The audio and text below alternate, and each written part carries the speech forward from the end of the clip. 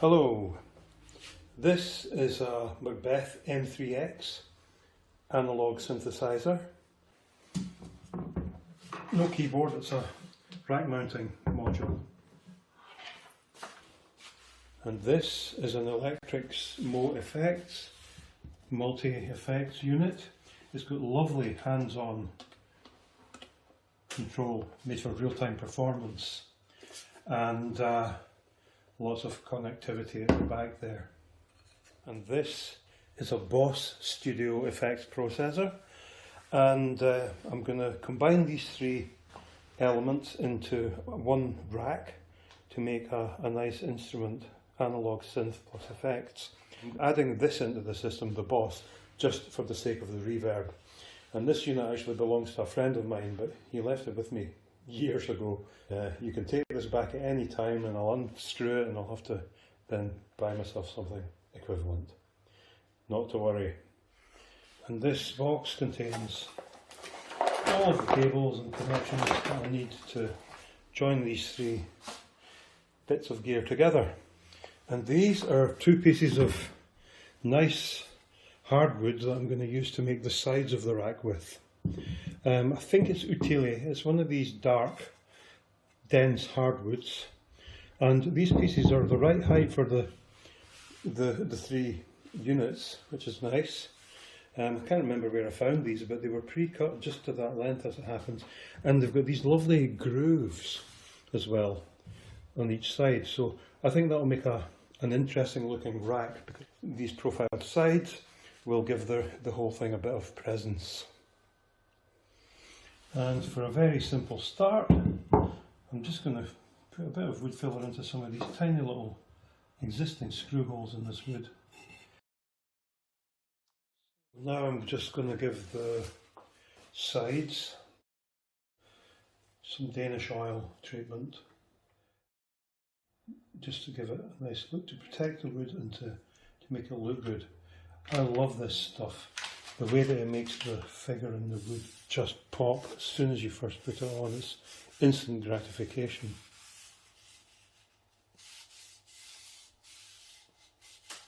I gave the wood a light sanding first, just to prepare it for the oil. I'm told Osmo oil is also very good, but I haven't tried it yet. I always like Danish oil, it's very nice. Look at that, complete transformation. So there we go, first coat of Danish oil. Makes quite a difference. I usually do about 3 coats if it's not a surface that needs to be given a lot of use. Just rub it in gently with a small piece of clean cloth, let it dry, and then do another coat and just dry in between coats, and it comes up really nice. It looks like a varnish, but it's got more luster.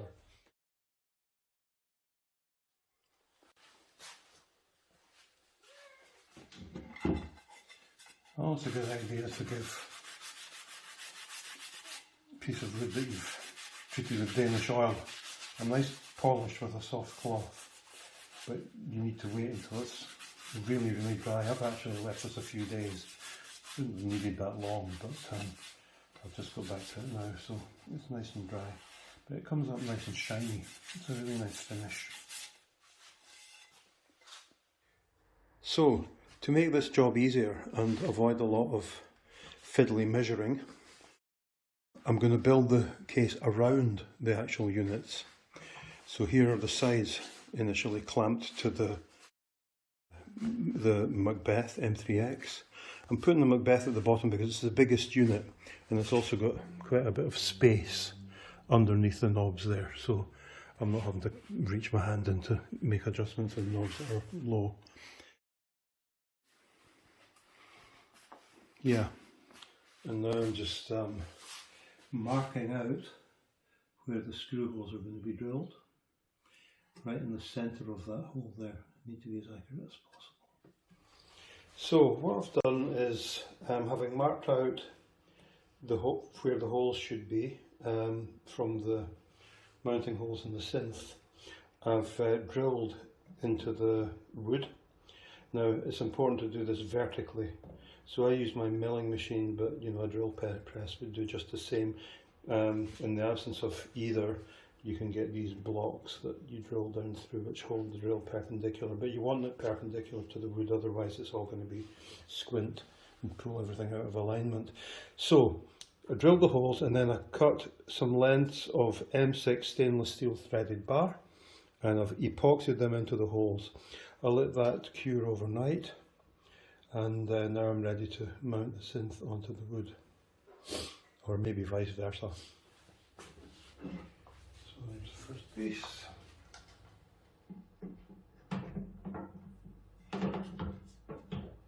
The washer and stainless steel dome nuts for a nice look. Here we go.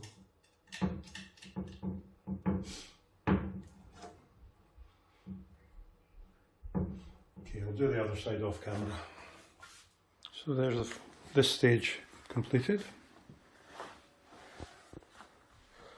I think that dark stained wood looks good against the black of the synth. Happy with it so far. Now, having repeated the same process with drilling and then gluing in studs with epoxy, same as before, I'm ready to mount the second unit, which is the Boss effects processor.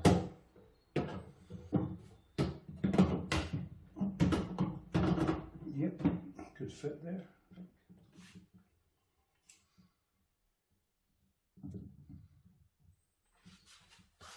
So, starting to take shape. These stainless steel dome nuts look pretty good. And next, same again, marking out the positions of the holes for the other effects unit, which is the Mo effects. And finally, the top effects unit has been put on. This is the Electrics Mo effects. This has gone on in the same way as the other ones, with studs and stainless steel dome nuts, and it all looks pretty good.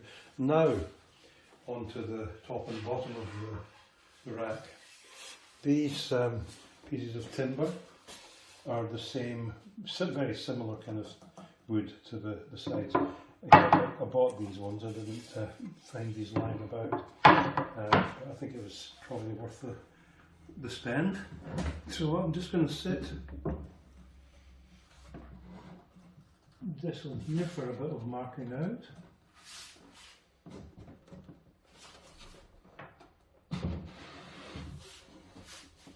And the other one on top.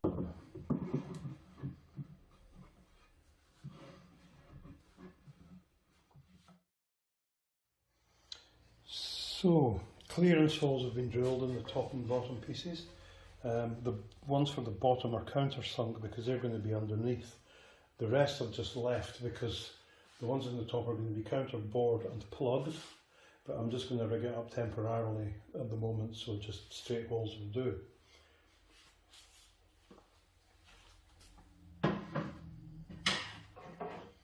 So I've lined it up carefully, so I'm just going to use this screwdriver as a kind of marker.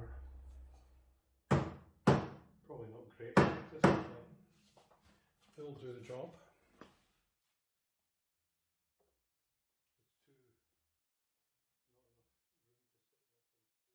I'm just going to have to be very careful and drill it close to a right angle as possible.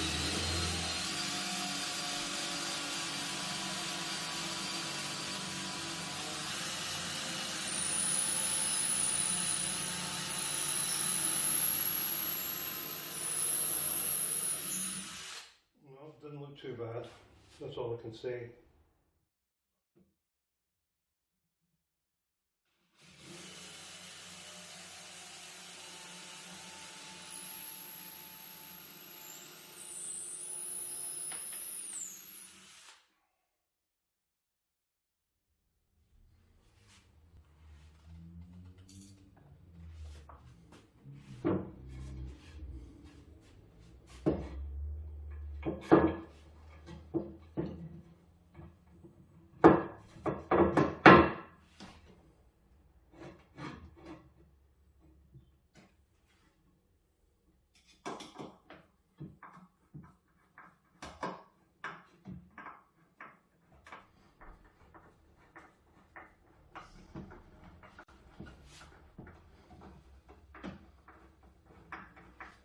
It's not too shabby.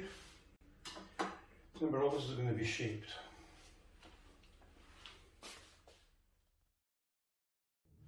So this is upside down now, so the same again on the bottom.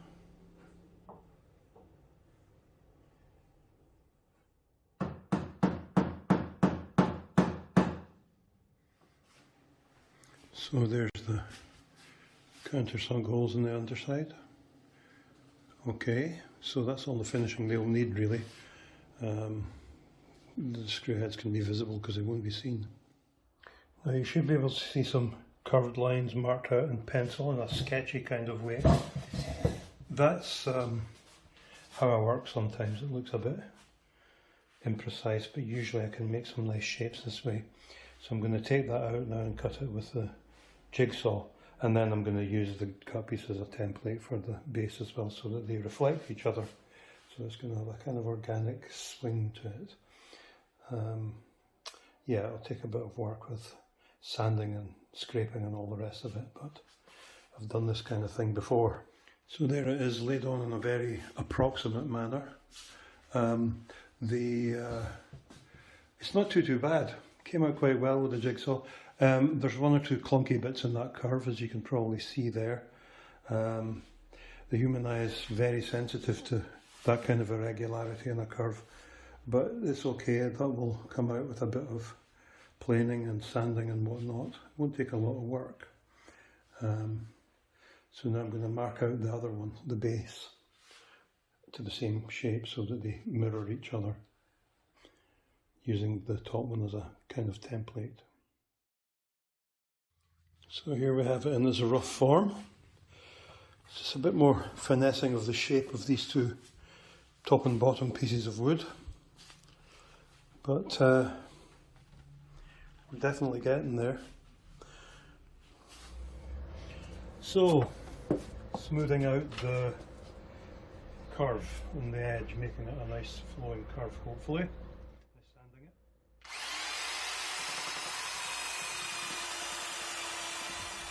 it. Surprising how little time it takes to sand in a nice smooth curve, and what an amazing difference it makes visually. Just a final light sand now to give it a good finish for the Danish oil.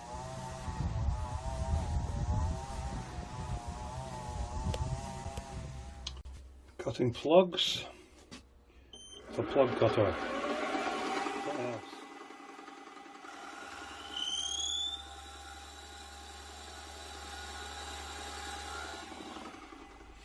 And counter boring the holes for the top part of the case so that I can put the plugs in.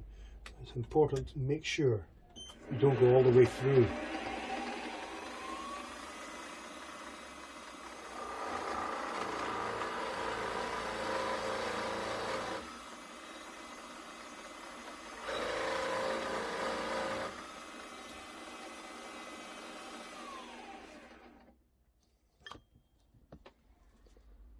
Probably okay.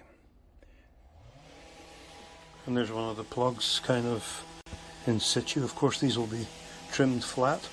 I'll be honest, I would like to have used a drill bit that was 0.5 millimeter bigger, but I can't find one, and this will do okay.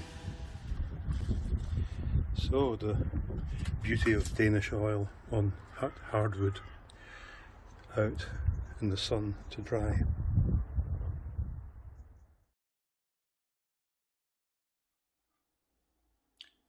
Now, as a finishing touch, while the Danish oil is drying on the top and bottom parts of the rack, you'll see that on this effects unit there's a knob missing, which is the main selector knob for the different effects. It works perfectly well, but it's just missing. I don't know what happened to it. So I'm going to make another one. But the other knobs on the other side of the panel that you can't see at the moment are black plastic, but I'm going to make this one out of this piece of brass because I think it'll give a nice look and it'll be a nice contrast to these stainless dome nuts and to the wooden, dark wood of the rack. So I'm going to get about turning something out of this on the lathe.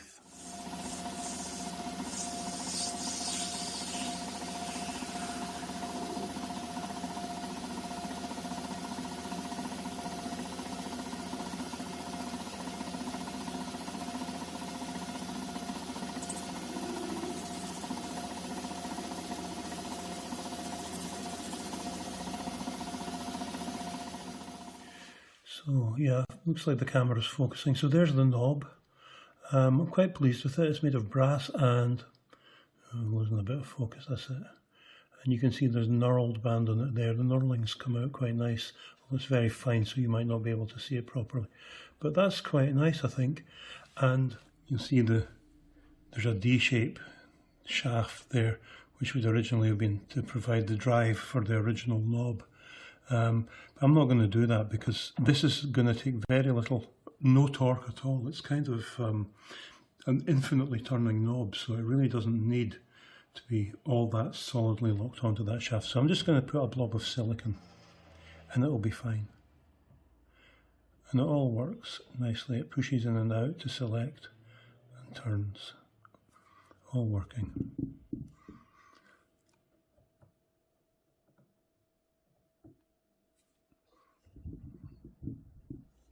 So, good.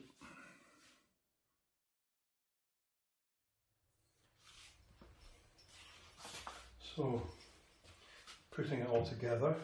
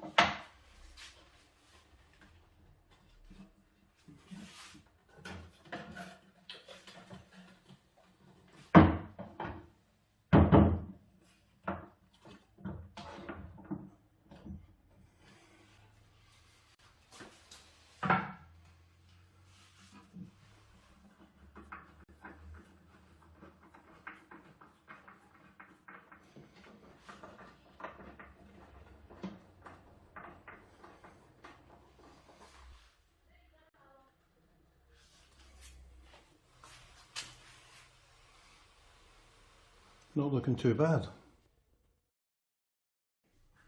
Okay, so gluing in the plugs.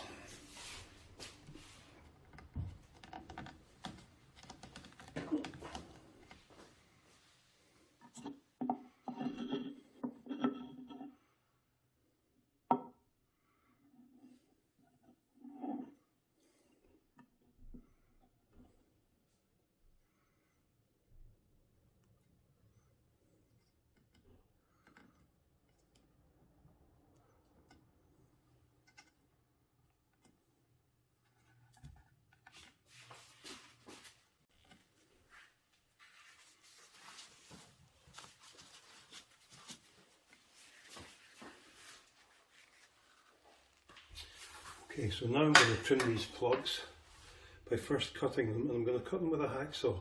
You can use a sharp chisel for this, but I always think that with a saw you've got more control over the cut to avoid splintering of the plug, which can spoil the look.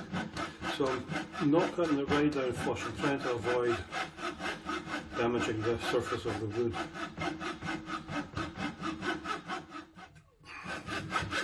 I'm not succeeding, but a light sand with some fine sandpaper will sort that out, and then I'll redo it with oil at the end. Arguably I should have done this before I oiled the wood, but there'll be a workaround. It's tough wood. Okay, so that's the first one. So that's going to be sanded down, obviously. Sandpaper. So there we are. The plugs are now sanded flush with the top of the wood. I hope the Danish oil feathers in okay. I know I did this the wrong way round really. I think after, yeah, that looks absolutely fine. After 2 or 3 coats, it's going to be just as it was. Absolutely fine. It's very forgiving stuff, Danish oil, I find.